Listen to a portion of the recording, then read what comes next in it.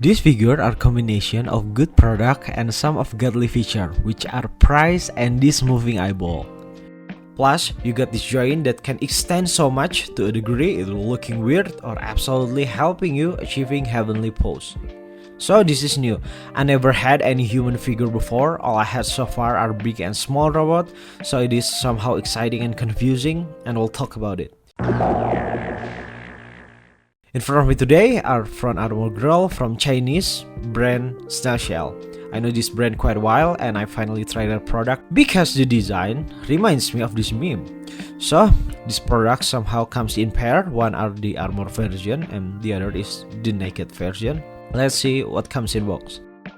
We got one long rifle plus its bayonet and removable magazine with painted bullet on the inside. Then we got one shield with a magnet for attaching it to the figure, but it is only for the left arm, and because it is magnet you can attach the shield to the naked body except you swap the arm section.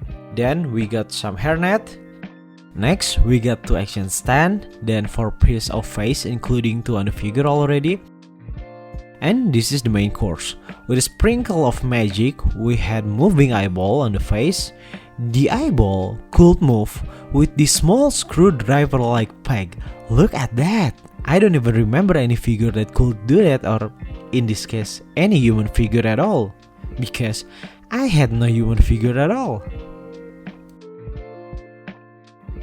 Then several additional hands plus the extra joint, because holy shit, for me that usually dealing with gunpla joint, this thing is tiny. Alright, let's explore the articulation. To be honest, it is pretty boring, and to sum up this whole thing, the armor body are fail to do the action pose, while the naked body are the opposite. But it is looking weird because of it is naked. To make it fast, here's some notes for the armor body. Heads is bad because the hair colliding with the shoulder armor. Chest is limited because of the armor.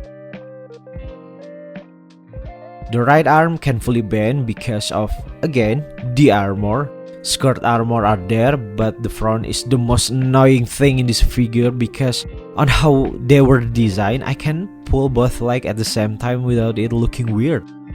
On the other side, this front skirt looked like an afterthought because the whole armor had some curve in it, but this one is completely flat. And for the naked body, it is overall better because they get rid of the annoying armor. The noticeable part are if we do the chest bend, it is so much better.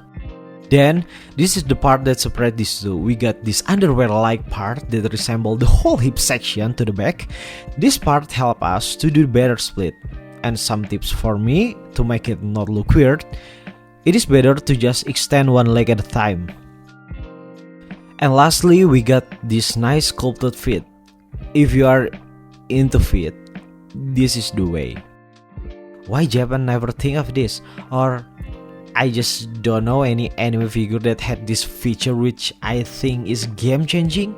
Anyway, good for Snail Shell for having this really good feature, and I hope they were striving in this toy industry. In conclusion, this is not bad figure at all, or this is actually great figure, especially if I compare it to some figure that lack of feature with higher price like Figma.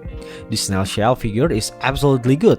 Things that not quite satisfy me are their decision for the armor version, but overall these things had really good design, not too complicated whatsoever, and had really nice sculpt and painted body.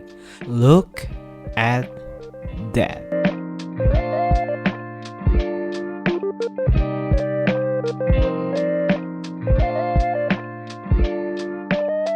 And for the last notes, you can easily switch the arms and leg part between these two figures thanks to this upper section. Alright, and that's it. Thank you so much for coming. As always, enjoy the pose and bye.